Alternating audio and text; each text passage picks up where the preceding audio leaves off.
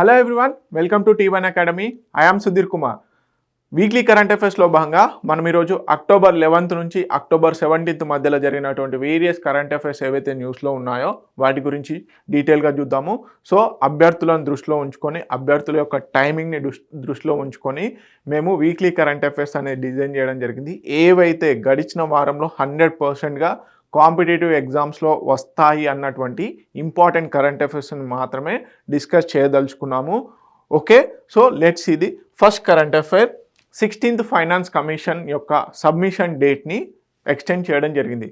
October 31, 2025 అనేది ఇంతకుముందు submission డేట్గా fix చేయడం జరిగింది. అయితే దాని ప్లేస్లో నవంబర్ 30 వరకు ఇప్పుడు 16th ఫైనాన్స్ కమిషన్ని సబ్మిట్ చేయమని చెప్పేసి ఎక్స్టెండ్ చేయడం జరిగింది. సో మనకు తెలుసు article 280 of the Indian constitution ప్రకారం ప్రెసిడెంట్ 5 సంవత్సరాల కాల పరిమితితోని ఫైనాన్స్ కమిషన్ని వేయడం జరుగుతుంది. అంటే రాబోయేటువంటి 5 సంవత్సరాలకు గాను ఈ ఫైనాన్స్ కమిషన్ని బేసిక్గా అపాయింట్ చేయడం జరుగుతుంది అనమాట. సో దీంట్లో భాగంగానే 16th ఫైనాన్స్ కమిషన్ని అరవింద్ పనగారియా గారి నేతృత్వంలో మనకి అపాయింట్ చేయడం జరిగింది. ఏ రోజున? డిసెంబర్ 31, 2023 రోజున under article 280 of the Indian constitution. Okay, so ఈ 16th ఫైనాన్స్ కమిషన్ వచ్చేసి మనకు ప్రధానంగా ఏప్రిల్ 1, 2026 నుంచి మొదలుకొని మార్చ్ 31, 2031 మధ్యలో ఉన్నటువంటి ఏదైతే 5 years కాల పరిమితి ఉందో దానికోసం అని చెప్పేసి ట్యాక్స్ డివల్యూషన్ ఓరియంటెడ్లో, అంటే సెంటరు స్టేట్ల మధ్య ఏ విధంగా ట్యాక్స్ డివల్యూషన్ ఉండాలి అనే దానిపైన అధ్యయనం కోసం అని చెప్పేసి 16th ఫైనాన్స్ కమిషన్ని ఏర్పాటు చేయడం జరిగింది. సో దీని గురించి డీటెయిల్గా చూద్దాం. మొదటగా 16th ఫైనాన్స్ కమిషన్ యొక్క డేట్ వచ్చేసి అక్టోబర్ 31, 2025 కల్లా రిపోర్ట్ సబ్మిట్ చేయన్నారని, కాకపోతే నవంబర్ 30కి ఎక్స్టెండ్ చేయడం జరిగింది. అందుకని చెప్పేసి న్యూస్లో ఉంది. సో ట్యాక్స్ షేరింగ్ ఫార్ములా 2026, 2031 మధ్యకు గాను 16th ఫైనాన్స్ కమిషన్ని అపాయింట్ చేయడం జరిగింది. ఓకే, ఏ రోజున అపాయింట్ చేశారు? 31 December 2023 under article 280 of the Indian constitution.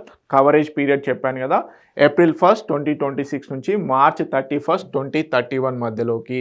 Okay, 15th finance commission chairman ఎవరండి? మనకి ఎన్కే సింగ్. సో అడుగుతారు questions, 15th finance commission, 16th finance commission, 14th finance commission and వాళ్ళు ఏవైతే ట్యాక్స్ ప్రపోజల్స్ ఉంటాయో వాటిని కూడా అడిగే ఛాన్సెస్ ఉన్నాయి కాబట్టి ప్రీవియస్గా కూడా కంపల్సరీ చూసుకోవాలన్నమాట. ఓకే, మనకి ఎన్కే సింగ్ 15th ఫైనాన్స్ కమిషన్గా వర్క్ చేయడం జరిగింది. వారు వచ్చేసి ట్యాక్స్ డివల్యూషన్స్లో 41% సెంటర్ నుంచి స్టేట్స్కి రావాలి అని చెప్పేసి రికమెండ్ చేయడం జరిగింది. ఇప్పుడు అరవింద్ పనగారియా నేతృత్వంలో మనకి 16th ఫైనాన్స్ కమిషన్ని అపాయింట్ చేయడం జరిగింది. ఓకే, చైర్మన్ అరవింద్ పనగారియా, వీరు అంతకుముందు నీతి ఆయోగ్ వైస్ చైర్మన్గా పనిచేయడం జరిగింది. ఫుల్ టైం మెంబర్స్ వచ్చేసి అని George Matthew, Manoj panda. Okay, next part time members వచ్చేసి సౌమ్య కాంతి ఘోష్ ఎస్బీఐలో వర్క్ చేయడం జరుగుతుంది. టి రవిశంకర్ ఆర్బీఐలో వర్క్ చేయడం జరుగుతుంది. Secretary, okay, members point of వ్యూలో కేవలం 5 మాత్రమే ఉంటారు. సెక్రటరీ వచ్చేసి రిత్విక్ పాండే గారిని అపాయింట్ చేయడం జరిగింది. సో మనకి 15th finance commission finance commission యొక్క మేజర్ కీ రోల్ ఏంటి అంటే సెంటర్ స్టేట్ మధ్యలో ట్యాక్స్ డివల్యూషన్ ఏ విధంగా చేయాలి అని చెప్పేసి, revenue augmentation, enhance revenue augmentation, physical discipline ఏ విధంగా పాటించాలి అని చెప్పేసి, నెక్స్ట్ వచ్చేసి disaster response and mitigation funds, డెప్ట్ సస్టైనబిలిటీ పాయింట్ ఆఫ్ వ్యూలో రికమెండేషన్స్ చేయడం జరుగుతుంది. So this is all about finance commission. 16th finance commission date extension చేయడం జరిగింది, అదొకటి గుర్తుపెట్టుకోండి. చైర్మన్ కూడా చాలా ఇంపార్టెంట్. రిపోర్ట్ వచ్చాక పర్టికులర్గా ఒక వీడియో కూడా చేయడం జరుగుతుంది. 16th ఫైనాన్స్ కమిషన్ ఏమేమి రికమెండేషన్ చేసింది అండ్ ట్యాక్స్ డివల్యూషన్కి ఏమేం సోర్సెస్ తీసుకుంది, హారిజెంటల్ పాయింట్స్ ఏం తీసుకుంది, వర్టికల్ పాయింట్స్ ఏం తీసుకుంది అనేది కూడా చూద్దాం. ఓకే, నెక్స్ట్ కరెంట్ అఫైర్ వచ్చేసి లిమ్స్ డాష్బోర్డ్. సో మనకి కోర్టు కేసెస్ ఏవైతే ఉన్నాయో వాటిని లైవ్ ట్రాకింగ్ కోసం అని చెప్పేసి 7 days బ్యాంకింగ్తోని, రాబోయేటువంటి 7 days బ్యాంకింగ్తోని పూర్తిగా లైవ్ ట్రాకింగ్ కోసం అని చెప్పేసి ఈ లిమ్స్ డాష్బోర్డ్ని క్రియేట్ చేశారు. ఈ లిమ్స్ డాష్బోర్డ్ ప్రధానంగా సుప్రీంకోర్టు, డిస్ట్రిక్ట్ కోర్ట్స్, అదేవిధంగా హైకోర్ట్స్కు సంబంధించినటువంటి కేసెస్ అన్నిటి కూడా లైవ్ ట్రాకింగ్ ముందస్తుగానే తెలుసుకోవచ్చు అనమాట, ఏ స్టేజ్లో ఉంది, అదేవిధంగా ఏ రోజున హియరింగ్కి రాబోతుంది, రాబోయేటువంటి 7 డేస్కు సంబంధించినటువంటి కేసెస్ని లైవ్ ట్రాక్ చేయొచ్చు అనమాట. Okay, let's see in detail. ఎవరు లాంచ్ చేయడం జరిగింది? యూనియన్ మినిస్టర్ అర్జున్ రామ్ మేఘవాలా గారు లాంచ్ చేయడం జరిగింది. Okay, LIMS live cases dashboard October 14, 2025 రోజున న్యూఢిల్లీలో లాంచ్ చేశారు. సో లిమ్స్ యొక్క అబ్రివేషన్ ఏంటి? Legal information management and briefing system. Legal information management and briefing system. బేసిక్గా దీన్ని 2015లోనే లాంచ్ చేశారు. కాకపోతే ఇప్పుడు మొత్తం అన్ని కోర్ట్ కేసెస్కి సంబంధించి లైవ్ ట్రాకింగ్ కోసం అని చెప్పేసి దీన్ని లాంచ్ చేయడం జరిగింది. Okay, display upcoming court hearings. Okay, Supreme Court, high court, అదేవిధంగా సబార్డినేట్ కోర్ట్స్, డిస్ట్రిక్ట్ కోర్ట్స్ ఏవైతే ఉన్నాయో వాటికి సంబంధించినటువంటి కోర్ట్ కేసెస్ని కూడా 7 డేస్, రాబోయేటువంటి 7 డేస్కి సంబంధించినటువంటి లైవ్ అప్డేట్స్ అనేవి ఇవ్వడం జరుగుతుంది. Okay, 7 lakh+ active cases across 53 ministries and డిపార్ట్మెంట్స్కి సంబంధించి సెంట్రలైజ్డ్ డేటా కూడా దీంట్లో పొందుపరచడం జరిగింది. ఎన్హాన్స్డ్ కోఆర్డినేషన్, అదేవిధంగా డిజిటల్ గవర్నెన్స్లో భాగంగా ఈ లిమ్స్ డాష్బోర్డ్ను తీసుకొచ్చారు. సింపుల్గా ట్రాన్స్పరెన్సీని, అక్యురసీని పెంచడం కోసము, అదేవిధంగా కోర్ట్ కేసెస్కి సంబంధించి లైవ్ ట్రాకింగ్ ఏ విధంగా ఉపయోగపడుతుంది అంటే ఏ స్టేజ్లో ఏ కేసు ఉంది అని చెప్పేసి అధ్యయనానికి కూడా పనిచేస్తుంది అనమాట. So this is all about LIMS dashboard. Okay, సింపుల్గా కోర్ట్ కేసెస్ని లైవ్ ట్రాక్ చేయడం కోసం అని చెప్పేసి ముందస్తు అడ్వాన్స్ ఎస్టిమేషన్ బేస్డ్గా ఈ లిమ్స్ డాష్బోర్డ్ వర్క్ చేయడం జరుగుతుంది. Okay, let's see another current affair. Vishwas scheme 238th ఈపీఎఫ్ఓకి సంబంధించినటువంటి మీటింగ్లో విశ్వాస్ స్కీమ్ని లాంచ్ చేయడం జరిగింది. సో బేసిక్గా మనకి pending cases, employment provident fund organisation సంబంధించి పెన్షన్ ఫండ్ ఏదైతే కేసెస్ ఉన్నాయో ఆ కేసెస్ని రిజాల్వ్ చేయడం కోసము, అదేవిధంగా పేమెంట్ కోసం అని చెప్పేసి ఈ విశ్వాస్ స్కీమ్ని లాంచ్ చేయడం జరిగింది. సో దీని యొక్క ఫీచర్స్ చూద్దాము. Let's see. Doctor Mansukh Mandaviya గారు, union minister for labour and employment గారి ఆధ్వర్యంలో 238th మీటింగ్ ఆఫ్ ఈపీఎఫ్ఓస్ సెంట్రల్ బోర్డ్ ఆఫ్ ట్రస్టీస్కి సంబంధించినటువంటి మీటింగ్ జరిగింది. ఈ మీటింగ్లో విశ్వాస్ స్కీమ్ని తీసుకురావడం జరిగింది. ఓకే, సో దానికి సంబంధించిన డీటెయిల్స్ చూద్దాం. ఓకే, రెడ్యూస్ ఈపీఎఫ్ లిటిగేషన్, ఏవైతే లిటిగేషన్స్ ఉన్నాయో వాటిని తగ్గించాలి, రేషనలైజ్డ్ పీనల్ డ్యామేజెస్ని తగ్గించాలి, అదేవిధంగా simplify withdrawal norms for members under EPF, అదేవిధంగా ఎంపీ యాక్ట్ కింద. Okay, digital reforms under EPFO కింద చూసుకున్నట్లయితే మనకి రీఇంజనీర్డ్ రిటర్న్ ఫైలింగ్ మాడ్యూల్ని డెవలప్ చేశారు. యూజర్ మేనేజ్మెంట్ అండ్ అప్గ్రేడ్ ఈ ఆఫీస్ని తీసుకొచ్చారు. అదేవిధంగా sparrow system for APAR management ఓరియంటెడ్లో ఈ డిసిషన్స్ అనేటివి తీసుకున్నారు. ఇందులో భాగంగా 238th central board of trustees, ఈపీఎఫ్ఓకి సంబంధించినటువంటి సెంట్రల్ బోర్డ్ ఆఫ్ ట్రస్టీస్ మీటింగ్లో ఈ కీ డిసిషన్స్ అనేవి తీసుకున్నారు. Let's see Vishwas scheme. Vishwas స్కీమ్లో భాగంగా మనకి ఈ పెండింగ్ కేసెస్ ఏవైతే ఉంటాయో, మనకి పెన్షన్ ఫండ్ రిలేటెడ్ పేమెంట్స్ చేయాలి కదా, ఆ పేమెంట్స్ డిలేస్ కానీ కంప్లైంట్స్ అయినప్పుడు విశ్వాస్ స్కీమ్లో భాగంగా 1% వరకు ఎక్స్ట్రా యాడ్-ఆన్స్ ఇవ్వడం జరుగుతుంది అని చెప్పడం జరిగింది per month for most delayed payments. Okay, uniformal penal rate, graded rates వచ్చేసి అప్ టు 2 months వరకు 0.25%, అదేవిధంగా 0.5% వచ్చేసి 4 months వరకు కూడా ఇవ్వడం జరుగుతుంది. Coverage pending litigation, unpaid penal orders, అదేవిధంగా ప్రీ అడ్జుడికేషన్ డిఫాల్ట్స్ ఏవైతే ఉన్నాయో వాటి పాయింట్ ఆఫ్ వ్యూలో. లీగల్ రిలీఫ్ ఏంటి? Litigation to be abated withdrawn upon compliances, duration వచ్చేసి 6 months వరకు ఎక్స్టెండ్ చేశారు. దీంట్లో భాగంగానే ఈ 238th ట్రస్టీస్ మీటింగ్లో మేజర్ డిసిషన్స్ ఇంకా తీసుకున్నారు. 100% విత్డ్రాల్ ఆఫ్ ఈపీఎఫ్ఓ ఫండ్ ఏదైతే ఉందో దానికి సంబంధించి ఎమర్జెన్సీ కేసెస్కి సంబంధించినటువంటి ఈజీ చేయడం జరిగింది. ఏంటి? ఎడ్యుకేషన్ పాయింట్ ఆఫ్ వ్యూలో, ఇల్నెస్ పాయింట్ ఆఫ్ వ్యూలో, marriage, housing, calamity, unemployment point of వ్యూలో సింప్లిఫై చేశారు. మనకి ఈపీఎఫ్ఓ ఫండ్ అనేది ఇప్పుడు 100% వరకు కూడా విత్డ్రాల్ అనేది చేసుకోవచ్చు without any condition. Okay, so this is all about EPF సంబంధించినటువంటి Vishwas scheme. Okay, let's see another current affair. That bionest అనే స్టార్టప్ ఇంక్యుబేషన్ సెంటర్ని ఐఐటి ధార్వాద్లో ఇనాగ్రేట్ చేయడం జరిగింది. ఫైనాన్స్ మినిస్టర్ నిర్మలా సీతారామన్ గారు ఈ ఐఐటి ధార్వాద్లో ధర్తి బయోనెస్ట్ ఇంక్యుబేషన్ సెంటర్ని స్టార్ట్ చేశారు. సో ఈ ఇంక్యుబేషన్ సెంటర్ ఏంటి అంటే ప్రధానంగా స్టార్టప్స్ ఏవైతే ఉన్నాయో స్టార్టప్స్కి సంబంధించి ఎస్పెషల్గా బయోటెక్నాలజీ అదేవిధంగా ఎర్త్ సైన్స్ రిలేటెడ్ స్టార్టప్స్ ఏవైతే ఉన్నాయో వాటికి ఊతాన్నించి ఇవ్వడం కోసం ఎంకరేజ్మెంట్ ఓరియంటెడ్లో ఈ ధర్తి బయోనెస్ట్ ఇంక్యుబేషన్ సెంటర్ వర్క్ చేయడం జరుగుతుంది. ఎక్కడ ఏర్పాటు చేశారు? ఐఐటి ధార్వాడ్. ఓకే, దీనికి సంబంధించిన డీటెయిల్స్ చూసుకున్నట్లయితే dedicated incubation centre under Dharti foundation. Okay, Dharti foundation వాళ్ళు బేసిక్గా దీన్ని ఎస్టాబ్లిష్ చేశారు. ఎక్కడ? ఐఐటి ధార్వాద్లో. ప్రధానంగా సపోర్ట్స్ ఏంటి? లైఫ్ సైన్సెస్ అండ్ బయోటెక్నాలజీ స్టార్టప్స్కి, బయోమెడికల్ ఇంజనీరింగ్కి, టెక్ ఎనేబుల్డ్ హెల్త్ సొల్యూషన్స్లో ఏవైతే స్టార్టప్స్ ఉన్నాయో ఆ స్టార్టప్స్కి బేసిక్గా ఈ ఇంక్యుబేషన్ సెంటర్ సపోర్ట్ చేయడం జరుగుతుంది. ఓకే, కీ ఆఫరింగ్స్ ఏంటి? ల్యాబ్ ఇన్ఫ్రాస్ట్రక్చర్ ప్రొవైడ్ చేయడం జరుగుతుంది. నెక్స్ట్ వచ్చేసి బిజినెస్ మెంటరింగ్, టెక్నికల్ గైడెన్స్ ఇవ్వడం జరుగుతుంది. Next regulatory and patenting support అనేది చాలా ఇంపార్టెంట్. స్టార్టప్స్కి రెగ్యులేటరీ ఓరియంటెడ్లో పేటెంటింగ్ సపోర్ట్ అనేది చాలా ఇంపార్టెంట్. ఎందుకంటే స్టార్టప్స్కి రెగ్యులేటరీ పాయింట్ ఆఫ్ వ్యూలో ఏమేమి నామ్స్ ఉన్నాయని అంత ఐడియా ఉండదు. సో ఇలాంటి సపోర్ట్స్ ఇవ్వడం వల్ల ఎస్పెషల్గా ఈ సెక్టార్లో ఉన్నటువంటి స్టార్టప్స్కి మనకి ఎక్కువగా పెరిగే ఛాన్సెస్ ఉన్నాయన్నమాట. ఓకే, నెక్స్ట్ కనుక చూసుకున్నట్లయితే India's female work force participation rate అనేది 42% అనేది పెరగడం జరిగిందండి 23-24 ఫైనాన్షియల్ ఇయర్కి గాను.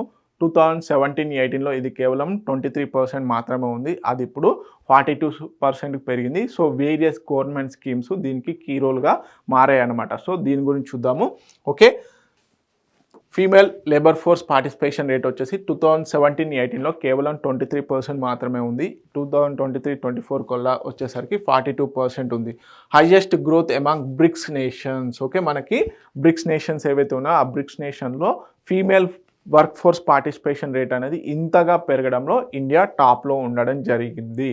ఓకే, సో మరి ఇలా ఉన్న పలంగా అంటే బేసిక్గా గవర్నమెంట్ పాలసీస్ ఏవి హెల్ప్ అయ్యాయి అనేది కనుక చూసుకున్నట్లయితే policy reforms promoting women's inclusion in formal సెక్టార్స్లో, అదేవిధంగా స్కిల్ డెవలప్మెంట్ ఓరియంటెడ్లో వేరియస్ స్కీమ్స్ లాంచ్ చేయడము, డిజిటల్ యాక్సెస్ పెంచడము, ఎంటర్ప్రినర్షిప్ ఇనిషియేటివ్ తీసుకురావడము, రిమోట్ వర్క్, అదేవిధంగా సర్వీస్ సెక్టార్ ఎంప్లాయ్మెంట్ పెరగడం వల్ల ఈ రిమోట్ గ్రోత్ ఏంటి? ప్రధానంగా మనకి వర్క్ ఫ్రమ్ హోమ్ లాంటి హైబ్రిడ్ మోడల్స్ ఏవైతే ఉన్నాయో అవి పెరగడం వల్ల ఫీమేల్స్ పార్టిసిపేషన్ అనేది పెరిగింది. అదేవిధంగా గవర్నమెంట్ కూడా మనకి కొన్ని చూసుకున్నట్లయితే స్కీమ్స్ ఓరియంటెడ్లో, పాలసీ ఓరియంటెడ్లో ఫీమేల్ వర్క్ ఫోర్స్కి కొన్ని బెనిఫిట్స్ చేయడం జరిగింది. దాంట్లో ప్రధానంగా చూసుకున్నట్లయితే గవర్నమెంట్ ఎంప్లాయీస్కి 730 days of child care level అనేది బేసిక్గా లీవ్స్ ఇవ్వడం జరిగింది. Next 180 days paid maternity leave అనేది ఇవ్వడం జరిగింది. నెక్స్ట్ ఎగ్జామ్ ఫీ ఏదైతే ఉందో మనం ఇప్పుడు నోటిఫికేషన్స్ అప్లై చేస్తూ ఉంటే పర్టికులర్గా ఫీమేల్ క్యాండిడేట్స్కి ఎగ్జామ్ ఫీ అనేది ఎగ్జామ్షన్ ఇవ్వడం జరిగింది. ఇలాంటి యాక్టివిటీసు, అదేవిధంగా మనకి బ్లాక్స్ ఏవైతే బ్లాక్స్ ఉన్నాయి కదా ఆ బ్లాక్స్లలో వెనుకబడినటువంటి బ్లాక్స్ డిస్ట్రిక్ట్స్లలో ప్రధానంగా మనకి ఏం చేశారు? ఉమెన్ లెడ్ ఎంటర్ప్రినర్షిప్ స్కిల్స్ అనేటివి పెంచడం జరిగింది. దాని ద్వారా లేబర్ ఫోర్స్ పార్టిసిపేషన్ రేట్లో ఫీమేల్ పార్టిసిపేషన్ అనేది ఎక్కువగా పెరిగింది. 2017-18లో కేవలం 23% లేబర్ ఫోర్స్ పార్టిసిపేషన్ రేట్లో ఫీమేల్స్ ఉంటే ఇప్పుడు 42% పెరిగింది. కేవలం 5 ఇయర్స్లోనే డబుల్ అయిందనమాట. So this is the most important thing. Okay, let's see another current affair. Shahrukh Khan garu first Indian actor becoming the billionaire అనమాట. ఓకే, సో కంపల్సరీగా అడుగుతారు. Shahrukh Khan becomes the first actor to billionaire club. So దీనికి సంబంధించి ఎవరు రిలీజ్ చేశారు అంటే హురూన్ రిచ్ లిస్ట్ ఏదైతే ఉందో, హురూన్ ఇండియా రిచ్ లిస్ట్ 2025లో గాను ఈ లిస్ట్లో Shahrukh Khan garu first Indian actor become the billionaire. So వీరికి సంబంధించి కనుక చూసుకున్నట్లయితే Shahrukh Khan becomes the world's richest actor with a net worth of $1.4 billion, 12,490 crores నెట్వర్త్తోని వీరు బాలీవుడ్లో first Indian actor, not only Bollywood, first film actor become the billionaire అనమాట. ఓకే, టేలర్ స్విఫ్ట్, ఆర్నాల్డ్ గారు, అదేవిధంగా Tom cruise వీళ్ళందరూ కూడా హాలీవుడ్ యాక్టర్స్గా వాళ్ళ సరసన చేరడం జరిగింది. సో దీని ద్వారా ఏంటి? బాలీవుడ్స్ గ్లోబల్ ఎకనామిక్ ఇన్ఫ్లుయెన్స్ ప్రపంచానికి తెలియజేయడం జరుగుతుంది. So first Bollywood actor to cross the $1 billion $1 billion net worth అనేది reflects the expanding global reach and financial power of Indian cinema.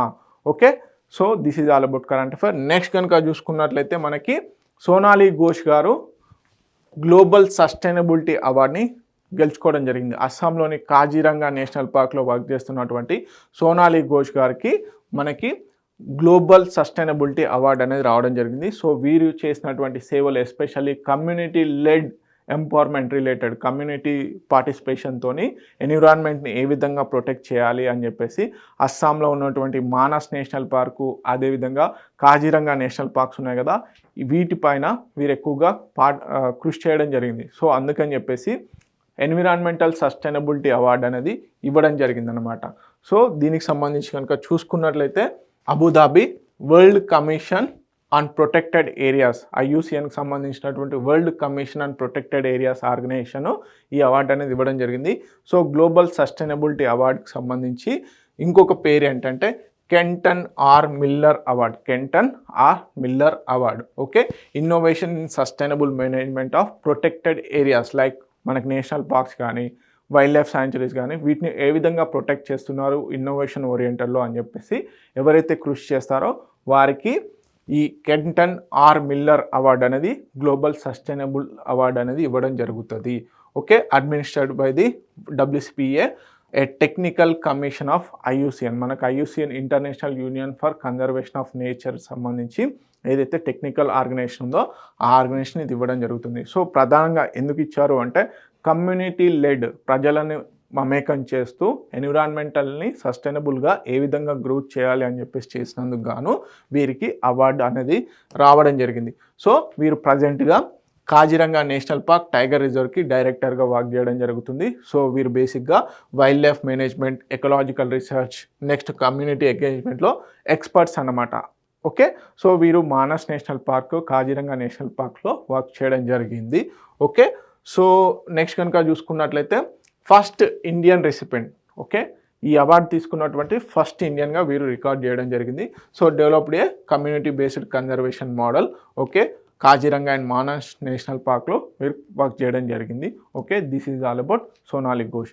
Next current affair కనుక చూసుకున్నట్లయితే మనకు ఇజ్రాయెల్కి సంబంధించినటువంటి highest award presidential medal of honour award మన US president అయినటువంటి Donald Trump గారికి ఇవ్వడం జరుగుతుంది. ఎందుకు అంటే గాజాలో ఇప్పుడు మనకి బేసిక్గా ఇజ్రాయెల్ గాజా మధ్యలో కాన్ఫ్లిక్ట్ అనేది, హమాస్ మధ్యలో కాన్ఫ్లిక్ట్ అనేది జరుగుతుంది కదా, ఆ యుద్ధం ఆపేయడంలో, గాజా సీజ్ ఫైర్ చేయడంలో వీరు కీలక పాత్ర పోషించారు. కాబట్టి బేసిక్గా వీరికి ఇప్పుడు ఇజ్రాయెల్కి సంబంధించినటువంటి ప్రెసిడెన్షియల్ మెడల్ ఆఫ్ హానర్ అనేది ఇవ్వడం జరుగుతుంది. This is the highest civilian award for the ఇజ్రాయెల్కి సంబంధించినటువంటి హయ్యెస్ట్ సివిలియన్ అవార్డ్ అనమాట. దీని గురించి కనుక చూసుకున్నట్లయితే Israel presidential medal of honour, Israel's highest civilian decoration ఎవరికి ఇవ్వడం జరుగుతుంది? US president. Okay, so Israel president అయినటువంటి ఇసాక్ హెర్జాగ్ గారు ఈ ప్రెసిడెన్షియల్ మెడల్ అనేది ప్రజెంట్ చేయడం జరుగుతుంది. ఓకే, గాజా సీజ్ ఫైర్లో వీరు ఎనలేని సేవ చేసినందుకు, ఎస్పెషల్గా ఇప్పుడు హమాస్ అండ్ ఇజ్రాయెల్ మధ్యలో కాన్ఫ్లిక్ట్లో ఈ గాజా సీజ్ ఫైర్ చేసినందుకు కీ రోల్ చేశారు. కాబట్టి అందుకని చెప్పేసి ప్రెసిడెంట్ డొనాల్డ్ ట్రంప్ గారికి ఇవ్వడం జరుగుతుంది. ఓకే, ఎస్టాబ్లిష్డ్ ఇన్ 2012 ఈ ప్రెసిడెన్షియల్ అవార్డు అనేది 2012లో ఇవ్వడం జరుగుతుంది. ఎవరైతే ఇజ్రాయెల్కి ఎనలేని సేవ చేస్తున్నారో, అదేవిధంగా హ్యూమన్ ఓరియంటల్ ఎవరైతే వర్క్ చేస్తారో వారికి ఈ ప్రెసిడెన్షియల్ అవార్డు అనేది ఇవ్వడం జరుగుతుంది. ఓకే, దాంట్లో భాగంగానే Barack Obama, other Nobel laureates కూడా ఇచ్చారు. ఇప్పుడు డొనాల్డ్ ట్రంప్, ప్రస్తుత యుఎస్ ప్రెసిడెంట్ అయినటువంటి డొనాల్డ్ ట్రంప్ గారికి ఇవ్వడం జరుగుతుంది. ఓకే, నెక్స్ట్ కరెంట్ అఫైర్ కనుక చూసుకున్నట్లయితే హెన్లీ పాస్పోర్ట్ ఇండెక్స్ 2025లో సంబంధించి ఇండెక్స్ పాయింట్ ఆఫ్ వ్యూలో కనుక చూసుకున్నట్లయితే భారత్ యొక్క ర్యాంక్ అనేది పడిపోవడం జరిగింది. అదేవిధంగా సింగపూర్ హెన్లీ పాస్పోర్ట్ ఇండెక్స్లో సింగపూర్ టాప్ చేయడం జరిగింది. నెక్స్ట్ వచ్చేసి సౌత్ కొరియా, జపాన్ కంట్రీస్ ఉండడం జరిగింది. సో హెన్లీ పాస్పోర్ట్ ఇండెక్స్ ఎవరు రిలీజ్ చేస్తారు అంటే మనకి Henley and partners with IATA data base చేసుకొని ఇవ్వడం జరుగుతుంది. మరి ఈ హెన్లీ పాస్పోర్ట్ ఇండెక్స్ దేన్ని బేస్ చేసుకొని ఇస్తుంది అంటే ఒక కంట్రీ యొక్క పాస్పోర్ట్ ఉపయోగించుకొని వీసా ఫ్రీ ఎంట్రీతో ఎన్ని కంట్రీస్కి వీసా ఫ్రీ ఎంట్రీ వెళ్ళొచ్చో దాన్ని బేస్ చేసుకొని మనకి హెన్లీ పాస్పోర్ట్ ఇండెక్స్ అనేది ఇవ్వడం జరుగుతుంది. మళ్ళీ ఒకసారి రిపీట్ చేస్తున్నాను.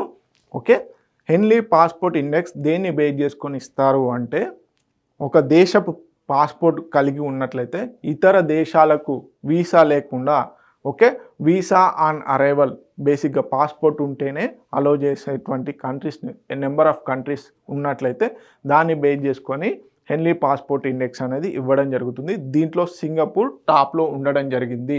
Okay, number of destination passport holders can visit without prior visa, ముందస్తు వీసా లేకుండా ఎన్ని కంట్రీస్ విజిట్ చేయొచ్చు దానిపైన.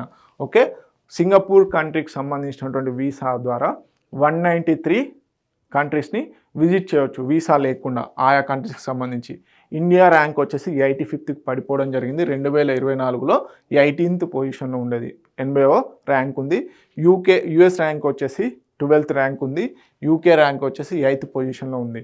టాప్లో వచ్చేసి Singapore 193 destination, next south Korea 190, Japan 189, తర్వాత 4th ప్లేస్లో Germany, Italy, Luxembourg, Spain, Switzerland ఉండడం జరిగింది విత్ 188. తర్వాత బెల్జియం, డెన్మార్క్ 5th పొజిషన్లో ఉండడం జరిగింది. అంటే ఈ కంట్రీస్కి సంబంధించినటువంటి పాస్పోర్ట్ గల వ్యక్తి 193 నేషన్స్కి వితౌట్ వీసాతోని వెళ్ళొచ్చు.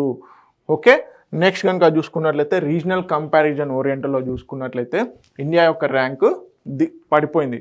2024లో మనకి 80 ర్యాంక్ ఉంటే 2025కి వచ్చేసి 85th ర్యాంక్ ఉంది. బెస్ట్ ర్యాంక్ వచ్చేసి ఇండియా పాయింట్ ఆఫ్ వ్యూలో 2006లో 71st పొజిషన్లో ఉంది. లోయెస్ట్ వచ్చేసి 2021లో 90వ పొజిషన్లో ఉంది. ఓకే, నెక్స్ట్ చైనా వచ్చేసి 64th ర్యాంక్ ఉంది. ఇండియా 85, భూటాన్ 89, శ్రీలంక 96, నేపాల్ 98, బంగ్లాదేశ్ 103, పాకిస్తాన్ 106, ఆఫ్ఘనిస్తాన్ 110. సో మనం ఇక్కడ కనుక చూసుకున్నట్లయితే ప్రధానంగా ఏషియాకు సంబంధించినటువంటి సింగపూర్, సౌత్ కొరియా, జపాన్లే బేసిక్గా టాప్ ర్యాంక్స్ని సంపాదించుకోవడం వల్ల ఏషియా యొక్క సిగ్నిఫికెన్స్ని రిఫ్లెక్ట్ చేయడం జరుగుతుంది. అదేవిధంగా మనకి యుఏఈ, యునైటెడ్ అరబ్ ఎమిరేట్స్ సంబంధించి 8 ర్యాంక్స్ ఇంప్రూవ్ చేసుకుంది ఆ కంట్రీ. సో దీని ద్వారా ఏం తెలియజేస్తుందంటే ఎకనామిక్ డిప్లొమసీ ఏ విధంగా పెంచుకుంది యునైటెడ్ అరబ్ ఎమిరేట్స్ అనేది కూడా రిఫ్లెక్ట్ చేయడం జరుగుతుంది. This is all about హెన్లీ passport index. Next కనుక చూసుకున్నట్లయితే మనకు UNESCO launches virtual museum of stolen artefacts. So ఈ ఆర్టిఫాక్ట్స్ ఏవైతే ఉంటాయో, స్టోలెన్ ఆర్టిఫాక్ట్స్, వేరియస్ దేశాలకు సంబంధించినటువంటి important artefacts.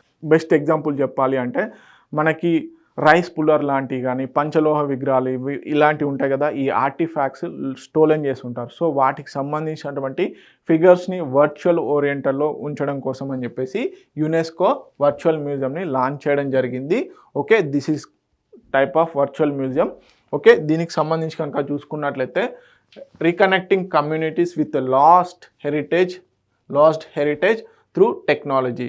Okay, combat illicit trafficking of heritage and enable digital repatriation. Okay, digital technology, artificial intelligence టెక్నాలజీని ఉపయోగించుకొని ఏవైతే ఈ ఆర్టిఫాక్ట్స్ ఉన్నాయో, లైక్ విగ్రహాలు కానీ ఇలాంటివి ఉంటాయి కదా, ఆ స్టోలెన్ అంటే దొంగతనానికి గురైనటువంటి వాటిని గుర్తించి బేసిక్గా వాటిని ఆర్టిఫిషియల్ ఇంటెలిజెన్స్ ఓరియంటల్లో విజువల్ ప్రజెంటేషన్ అనేది చేయడం జరుగుతుంది. సో దీంట్లో వచ్చేసి 200 మిస్సింగ్ ఆబ్జెక్ట్స్ ఏవైతే ఉన్నాయో, దాదాపుగా 46 కంట్రీస్ నుంచి 240 పైగా వస్తువుల్ని ఈ ఆర్టిఫిషియల్ మ్యూజియంలో, విజువల్ మ్యూజియంలో ఉంచడం జరిగింది. A museum that empties as objects are physically return. Okay, tech use వచ్చేసి ఆర్టిఫిషియల్ ఇంటెలిజెన్స్ని యూజ్ చేసుకొని రీక్రియేట్ చేయడం జరిగింది. మరి ఎవరు డిజైన్ చేశారు అంటే Francis Kere. Okay, Pritzker prize winner అయినటువంటి ఫ్రాన్సిస్ కేరీ గారు ఈ వర్చువల్ మ్యూజియంని డిజైన్ చేయడం జరిగింది. సో దీనికి సింబల్గా వచ్చేసి బబాబ్ ట్రీ ఏదైతే ఉందో, ఆఫ్రికాకు సంబంధించినటువంటి బబాబ్ ట్రీ, ఇది స్ట్రాంగెస్ట్ రిప్రజెంటేషన్గా గుర్తించడం జరుగుతుంది. అందుకని చెప్పేసి దీన్ని సింబల్గా తీసుకోవడం జరిగింది ఏది వర్చువల్ మ్యూజియంకి.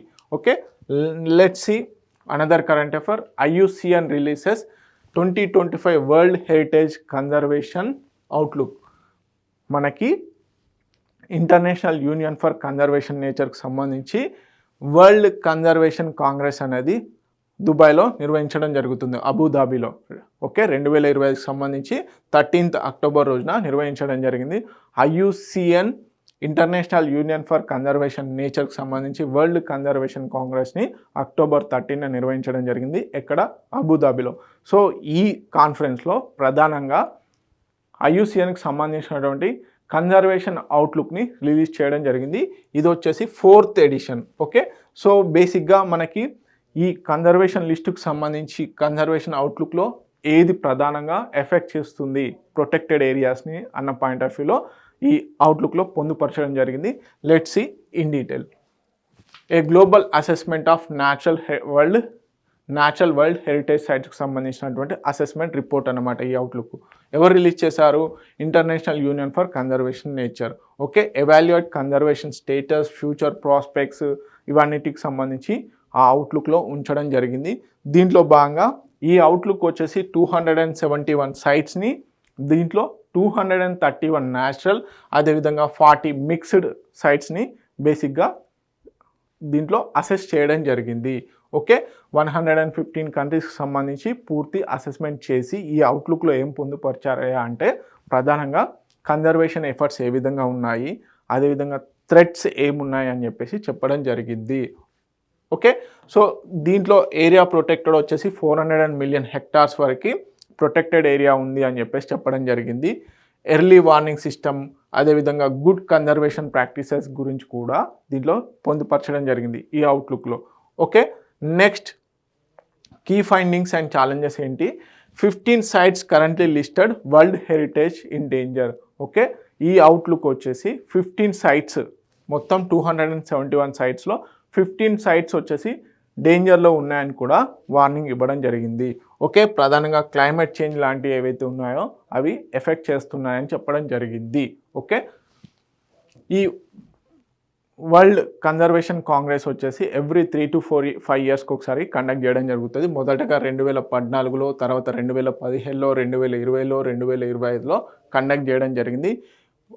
ఈ కన్జర్వేషన్ కాంగ్రెస్ యొక్క ముఖ్య ఉద్దేశం ఏంటంటే వేరియస్ కంట్రీస్ నుంచి ఎక్స్పర్ట్స్ రావడం జరుగుతుంది. వారి నుంచి inputs, data integration, stake holder consultation అనేది చేయడం జరుగుతుంది. Okay, IUCN world heritage team, అదేవిధంగా వరల్డ్ కమిషన్ ప్రొటెక్టెడ్ ఏరియాస్ వాళ్ళు దీన్ని కండక్ట్ చేయడం జరుగుతుంది. ఓకే, గ్లోబల్ కన్జర్వేషన్ ఇంపాక్ట్ ఏంటి అంటే న్యాచురల్ సైట్స్ వచ్చేసి 22% ఆఫ్ ఆల్ వరల్డ్ హెరిటేజ్ ప్రాపర్టీస్ని కలిగి ఉండడం జరిగింది. Represent 8% of global protected areas. Okay, this is all about IUCN outlook ఒకటి, అండ్ అదేవిధంగా వరల్డ్ కన్జర్వేషన్ కాంగ్రెస్ ఎక్కడ నిర్వహించారు అనేది కూడా ఇంపార్టెంట్. ఓకే, నెక్స్ట్ కనుక చూసుకున్నట్లయితే మనకు IUCN international union for conservation నేచర్లో ఇప్పుడు అర్మేనియా కూడా జాయిన్ అవ్వడం జరిగింది. 194వ కంట్రీగా, యాజ్ ఎ 194 కంట్రీగా అర్మేనియా IUCNలో అఫీషియల్గా జాయిన్ అవ్వడం జరిగింది. ఎక్కడ? వరల్డ్ కన్జర్వేషన్ కాంగ్రెస్లో భాగంగా అబుదాబిలో నిర్వహించినటువంటి IUCN వరల్డ్ కన్జర్వేషన్ కాంగ్రెస్లో అర్మేనియా 194 కంట్రీగా జాయిన్ అవ్వడం జరిగింది. ఓకే, దీనికి సంబంధించి కనుక చూసుకున్నట్లయితే newest state member 2025 world conservation Congress Abu Dhabi. Okay, ఇక్కడ జాయిన్ అవ్వడం జరిగింది.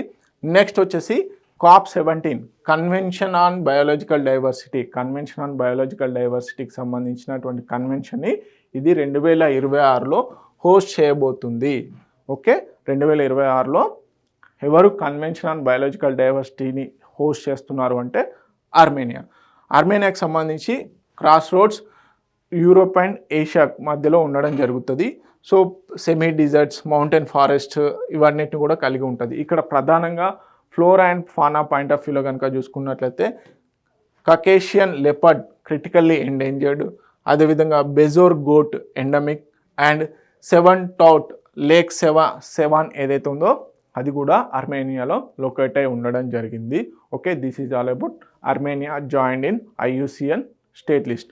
ఓకే, నెక్స్ట్ కనుక చూసుకున్నట్లయితే నేషనల్ రెడ్ లిస్ట్ బుక్ని లాంచ్ చేయడం జరిగింది. ఎవరు? మన దేశం. ఎప్పుడు? నేషనల్ వరల్డ్ కన్జర్వేషన్ కాంగ్రెస్లో భాగంగా ఇండియాకి సంబంధించినటువంటి రెడ్ లిస్ట్, మనకి IUCNకి సంబంధించి కూడా రెడ్ లిస్ట్ అనేది ఉంటుంది. ఆయా కేటగిరీస్లో కొన్ని endangered, critically endangered, near threatened, extinction అనే ఓరియంటల్లో IUCN రెడ్ లిస్ట్ని లాంచ్ ఎవ్రీ ఇయర్ అప్డేట్ చేస్తూ ఉంటుంది. అదేవిధంగా మన దేశానికి సంబంధించినటువంటి స్పీసీస్ ఓరియంటల్లో కూడా మన దేశం నేషనల్ రెడ్ లిస్ట్ని లాంచ్ చేసింది. ఓకే, బయోడైవర్సిటీ కన్జర్వేషన్ టిల్ 2030 ఎక్కడ లాంచ్ చేసింది? వరల్డ్ కన్జర్వేషన్ కాంగ్రెస్లోనే బాగా లాంచ్ చేయడం జరిగింది. ఓకే, ఎవరు లాంచ్ చేశారు? Kirtivardhan Singh, union minister of states అయినటువంటి ఎన్విరాన్మెంట్, ఫారెస్ట్ అండ్ క్లైమేట్ చేంజ్కి సంబంధించినటువంటి మినిస్టర్ లాంచ్ చేయడం జరిగింది. ఓకే, ఈ రెడ్ లిస్ట్లో ప్రధానంగా science based nationally coordinated framework ఓరియంటల్లో ఏంటి guiding policy enabling publication of national red data book by 2030 అనే దాన్ని లాంచ్ చేశారు. ఓకే, ఇండియా వచ్చేసి రిచ్ బయోడైవర్సిటీని కలిగి ఉంది. 4 హాట్స్పాట్ బయోడైవర్సిటీస్ని ఇండియాలో ఉన్నాయి. ఒకటి వచ్చేసి హిమాలయాస్, నెక్స్ట్ మనకి వెస్టర్న్ ఘాట్స్, థర్డ్ వచ్చేసి north east Indo Burma, next Sundaland. ఈ 4 కూడా బయోడైవర్సిటీ హాట్స్పాట్స్లో భాగం. అవన్నీ కూడా ఇండియాలోనే ఉండడం జరిగింది. నెక్స్ట్ వచ్చేసి ఫానల్ స్పీసీస్లో 1,04,000 పైగా ఇండియాలో ఉన్నాయి. ఫ్లోరింగ్ ప్లాంట్స్ వచ్చేసి 18,000. నెక్స్ట్ వచ్చేసి మెరైన్ స్పీసీస్ 20,000 వరకు కూడా ఇండియాలో ఉండడం జరిగింది. 28% of plants, 30% of animal species ఇండియాలో మాత్రమే లభ్యమవుతాయి, దట్ ఆర్ ఎండమిక్. ఇది ఒకటి గుర్తుపెట్టుకోండి. నెక్స్ట్ కనుక చూసుకున్నట్లయితే మనకి ఈ రెడ్ డాటా లిస్ట్లో ప్రధానంగా ఎవిడెన్స్ బేస్డ్ ఇంక్లూజివ్ అప్రోచ్ని ఫాలో అవ్వడం జరిగింది. Okay, IUCN standards, zoological survey of India, botanical survey of India, అదేవిధంగా సెంటర్ ఫర్ స్పీసీస్ సర్వైవల్కి సంబంధించినటువంటి ఏవైతే ఎవిడెన్సెస్ ఉన్నాయో వాటిని బేస్ చేసుకునే నేషనల్ రెడ్ డాటా బుక్ని లాంచ్ చేయడం జరిగింది. Okay, IUCN red list methodology, convention on biological diversity, Kunming Montreal biodiversity ఫ్రేమ్వర్క్ని స్టాండర్డ్స్గా తీసుకొని ఈ రెడ్ డాటా బుక్ని లాంచ్ చేయడం జరిగింది. సో ఈ రెడ్ డాటా బుక్ వచ్చేసి మనకి వైల్డ్ లైఫ్ ప్రొటెక్షన్ యాక్ట్ 1972 దాన్ని 2022లో అమెండ్మెంట్ కూడా చేయడం జరిగింది. నెక్స్ట్ వచ్చేసి CITES, convention of international trade endangered species ఏవైతే ఉన్నాయో దానికి సంబంధించి కూడా దీంట్లో ఎంటర్ చేయడం జరిగింది. సో ఇలాంటి రెడ్ డాటా లిస్ట్ బేసిక్గా ఎందుకు ప్రిపేర్ చేస్తారు? IUCN రెడ్ లిస్ట్ వచ్చేసి మొత్తం గ్లోబల్ వరల్డ్ వైడ్గా చేస్తే మనకి Indian national red data list వచ్చేసి ప్రధానంగా ఇండియన్ స్పీసీస్కి అనుగుణంగా చేశారు కాబట్టి ఎక్కడైతే గ్యాప్ ఉంటుందో ఎండేంజర్డ్, నియర్ థ్రెటెండ్ ఈ గ్యాప్స్ ఉంటాయి కదా, ఆ గ్యాప్స్ని ఈ రెడ్ డాటా బుక్ అనేది ఫుల్ఫిల్ చేయడం జరుగుతుంది. ఓకే, నెక్స్ట్ వచ్చేసి ఇండియాస్ ఫస్ట్ సెమీ కండక్టర్ మ్యూజియంని ఏర్పాటు చేయడం జరిగింది. ఎక్కడ అండి? హైదరాబాద్లో ఏర్పాటు చేయడం జరిగింది. సో దానికి సంబంధించిన డీటెయిల్స్ చూద్దాము. India's first semi conductor innovation museum హైదరాబాద్లో తీసుకురావడం జరిగింది. ఓకే, దీనికి సంబంధించిన డీటెయిల్స్ కనుక చూసుకున్నట్లయితే టెక్నాలజీ చిప్ ఇన్నోవేషన్ ప్రోగ్రాంలో భాగంగా మనకి innovation museum, semiconductor innovation మ్యూజియంని హైదరాబాద్లో ఏర్పాటు చేయడం జరిగింది. ఇండియాస్ ఫస్ట్ ఎవర్ మ్యూజియం ఇదన్నమాట. So dedicated to semiconductor innovation and public awareness ఓరియంటల్లో. So showcase India semiconductor design and manufacturing కేపబిలిటీస్ని ఈ మ్యూజియం అనేది షోకాస్ చేయడం జరుగుతుంది. Acts as a hub for innovation ఓరియంటల్లో, ఇన్వెస్ట్మెంట్ ఓరియంటల్లో, నెక్స్ట్ టాలెంట్ డెవలప్మెంట్లో ఈ మ్యూజియం ఎంతగానో ఉపయోగపడుతుంది. సో సెమీ కండక్టర్ మిషన్కి సంబంధించి ఇండియా సెమీ కండక్టర్ మిషన్ని లాంచ్ చేయడం జరిగింది. దాంట్లో భాగంగానే ఇన్నోవేషన్స్ అండ్ ఇన్వెస్ట్మెంట్స్ తీసుకురావాలన్న ఉద్దేశంతో ఈ మ్యూజియంని ఏర్పాటు చేయడం జరిగింది. ఓకే, సో అదేవిధంగా ఫ్యూచర్ ఇంజనీర్స్ అండ్ పాలసీ మేకర్స్కి ఇంటరాక్టివ్ టెక్ డిస్ప్లేస్ ఓరియంటల్లో కూడా ఈ మ్యూజియం చాలా ఉపయోగపడుతుంది అన్నమాట. ఓకే, నెక్స్ట్ కరెంట్ అఫైర్ కనుక చూసుకున్నట్లయితే Palau host the first under water ఇంటర్వ్యూని హోస్ట్ చేయడం జరిగింది. ఆ దేశానికి సంబంధించినటువంటి ప్రెసిడెంట్ పసిఫిక్ ఓషన్లో బేసిక్గా స్విమ్మర్స్ ఆధ్వర్యంలో లైఫై టెక్నాలజీని ఉపయోగించుకొని ఫస్ట్ లైవ్లో మనకి ఇంటర్వ్యూ అనేది ఇవ్వడం జరిగిందనమాట. ఎందుకు? పసిఫిక్ ఐలాండ్స్ ఏవైతే ఉన్నాయో అవి క్లైమేట్ చేంజ్ వల్ల బేసిక్గా మునిగిపోతున్నాయి. అందుకని చెప్పేసి గ్లోబల్ వార్మింగ్ ఏ రోజుకైనా ఆ పసిఫిక్ ఐలాండ్స్ని బేసిక్గా ముంచివేస్తాయి అన్న ఉద్దేశంతో ప్రజలకి అవేర్నెస్ తీసుకురావాలన్న ఉద్దేశము, అదేవిధంగా గ్లోబల్ లీడర్స్కి వాళ్ళ యొక్క కన్సర్న్ని ఎక్స్ప్రెస్ చేయడం కోసం అని చెప్పేసి అండర్ వాటర్ ఇంటర్వ్యూని చేయడం జరిగింది. పూర్తిగా లైవ్లో కండక్ట్ చేశారు by using the Li-Fi technology. ఇక్కడ 2 పాయింట్స్ గుర్తుపెట్టుకోండి. ఒకటి వచ్చేసి first under water interview conduct చేసినటువంటి కంట్రీ ఏది అంటే పలావ్. ఓకే, అదేవిధంగా టెక్నాలజీ, ఏ టెక్నాలజీని ఉపయోగించారు అంటే లైఫై టెక్నాలజీని. సో దీని గురించి కనుక చూసుకున్నట్లయితే ప్రెసిడెంట్ సరెంగల్ విప్స్ జూనియర్ ఎవరైతే ఉన్నారో వారు ప్రపంచాన్ని అడ్రస్ చేయడం జరిగింది ఈ లైవ్ ఇంటర్వ్యూ ద్వారా. Okay, by using LiFi technology. Ocean conservation, next climate threats, small island resilience ఏదైతే ఉందో దాన్ని హైలైట్ చేయడం కోసం అని చెప్పేసి ఈ అండర్ వాటర్ ఇంటర్వ్యూని కండక్ట్ చేశారు. Conducted beneath the Pacific Ocean with marine activist Merly Leevland. Okay, Merly Leevland ఎవరైతే ఉన్నారో వారి ఆధ్వర్యంలో ఈ ఇంటర్వ్యూ అనేది కండక్ట్ చేశారు. Okay, LiFi okay light fidelity టెక్నాలజీని ఉపయోగించుకొని చేశారు. So transmit data via light waves ద్వారా డాటా అనేది ట్రాన్స్మిట్ చేస్తారు. Ideal for under water communication where radio signals fail. Okay, so message ఏంటి, protect oceans, address coral bleaching, sea level rise and climate vulnerability పైన address చేయడం జరిగింది. Okay, pulao country కనుక చూసుకున్నట్లయితే ఇది వెస్టర్న్ పసిఫిక్ ఓషన్ తీరంలో ఉండడం జరుగుతుంది. మొత్తం 300 ఐలాండ్స్ కలిగి ఉంటుంది. టోటల్ ఏరియా వచ్చేసి 458 స్క్వేర్ కిలోమీటర్స్. క్యాపిటల్ వచ్చేసి Ngerulmud. Okay, world's least populous capital కూడా గుర్తుపెట్టుకోండి. వరల్డ్స్ లీస్ట్ క్యాపిటల్ ఏంటి, పాపులస్ క్యాపిటల్ ఏంటంటే పలావ్కి సంబంధించినటువంటి నెగురుల్ మడ్ ఏదైతే ఉందో అది లీస్ట్ పాపులస్ క్యాపిటల్ అన్నమాట. ఓకే, లార్జెస్ట్ సిటీ వచ్చేసి కరూర్. లాంగ్వేజ్ వచ్చేసి పలావ్ అండ్ ఇంగ్లీష్ కూడా. ఇండిపెండెన్స్ 1994లో రావడం జరిగింది. సో ఈ ప్రధానంగా చూసుకున్నట్లయితే first ever under water live interview గుర్తుపెట్టుకోండి. ఓకే, నెక్స్ట్ కనుక చూసుకున్నట్లయితే మనకి పర్పుల్ ఫేర్ 2025ని 3rd ఎడిషన్ బేసిక్గా గోవాలో నిర్వహించడం జరిగింది. దీనికి సంబంధించిన డీటెయిల్స్ కనుక చూసుకున్నట్లయితే composite regional centre for skill development, ఎవరైతే పర్సన్స్ విత్ డిసబిలిటీస్ ఉంటారో వాళ్ళని కూడా ఇంక్లూజన్ చేస్తూ వాళ్ళలో ఉన్నటువంటి ఇన్నోవేషన్స్, టెక్నాలజీ అడాప్షన్ ఏ విధంగా జరుగుతుంది అని ఈ పర్పుల్ ఫెస్ట్ అనేది కండక్ట్ చేయడం జరుగుతుంది. దాంట్లో భాగంగానే 3rd ఎడిషన్ 2025ని గోవాలో నిర్వహించడం జరిగింది. ఓకే, సో దీనికి సంబంధించి కనుక చూసుకున్నట్లయితే chief minister doctor Pramod Sawant ఎవరైతే ఉన్నారో గోవాకు సంబంధించి వారు ఇనాగ్రేట్ చేయడం జరిగింది. 3rd international purple fair 2025. Okay, celebrate diversity, inclusion, empowerment of persons with disabilities. Theme ఏంటి, ఇక్కడ థీమ్ చాలా important, celebration of inclusion, talent and empowerment. So ఈ పర్పుల్ ఫెస్ట్ యొక్క మెయిన్ ఉద్దేశం ఏంటి అంటే షోకాస్ క్రియేటివిటీ, ఎంటర్ప్రినర్షిప్, అదేవిధంగా innovations of persons with disabilities. So వాళ్ళలో ఎవరైతే దివ్యాంగులు ఉంటారో ఆ దివ్యాంగుల యొక్క ఇన్నోవేషన్స్, టెక్నాలజీ అడాప్షన్స్ వీటికి సంబంధించి ప్రపంచానికి తెలియజేయాలన్న ఉద్దేశంతో ఈ పర్పుల్ ఫెస్ట్ని కండక్ట్ చేయడం జరుగుతుంది. దాంట్లో భాగంగానే 3rd edition international purple pest గోవాలో నిర్వహించడం జరిగింది. ఓకే, సోషల్ మైండ్ సెట్ని చేంజ్ చేయాలి అన్న ఉద్దేశంతో ఈ పర్పుల్ ఫెస్ట్ని కండక్ట్ చేయడం జరిగింది. ఓకే, నెక్స్ట్ కరెంట్ అఫైర్ కనుక చూసుకున్నట్లయితే గ్లోబల్ ఫిన్టెక్ ఫెస్ట్ 2025కి సంబంధించి ఎక్కడ కండక్ట్ చేశారు అంటే జియో వరల్డ్ సెంటర్ ఏదైతే ముంబైలో ఉందో అక్కడ కండక్ట్ చేయడం జరిగింది. దీంట్లో ప్రధానంగా యూకే ప్రైమ్ మినిస్టర్ అదేవిధంగా మన ఇండియన్ ప్రైమ్ మినిస్టర్ కూడా పాల్గొనడం జరిగింది. ఓకే, గ్లోబల్ ఫిన్టెక్ ఫెస్ట్కి సంబంధించి కనుక చూసుకున్నట్లయితే ఎక్కడ నిర్వహించారు, Jio World Centre Mumbai. Theme ఏంటి, empowering finance for better world power by AI technology ఉపయోగించుకొని ఫిన్టెక్స్ ఏ విధంగా అప్గ్రేడేషన్ చేయాలి అన్న ఉద్దేశంతో. పార్ట్నర్ కంట్రీ ఎవరు, యునైటెడ్ కింగ్డమ్.